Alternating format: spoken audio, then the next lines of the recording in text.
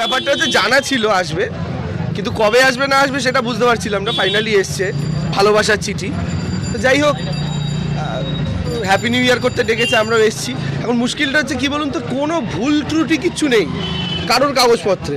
বাবার বলুন, মায়ের বলুন, কল্যাণ দেশো না, বাবার বলুন, মায়ের বলুন, সবার বলুন। তো কী কারণে ডাক পড়লো, আমার ডাক পড়েছে, আমার দিদির ডাক পড়েছে। আমার দিদির তরফ হয়ে আমার মা এসছে অথরাইজেশন লেটার নিয়ে।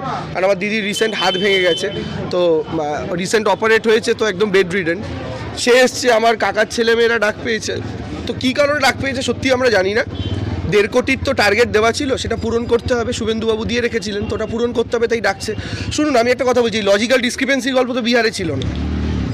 7 জন সন্তানজনই যদি একজন বাবাকে বাবা বলে চিহ্নিত করছে, বলছে লজিক্যাল ডিসক্রিপেন্সি। আমাদের বাবাদের সময় আমার বাবারা হচ্ছেন 6-7 ভাই বোন ঠাকুমার সন্তান সন্ততি হিসাবে।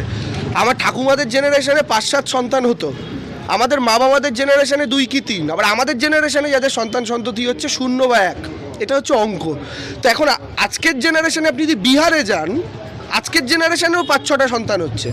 তো যে বিহারে ফার্টিলিটি রেট সবচাইতে বেশি, সেই বিহারে যখন SIR হলো, তখন তো আপনি এই লজিক্যাল ডিসক্রিপেন্সি রাখলেন না।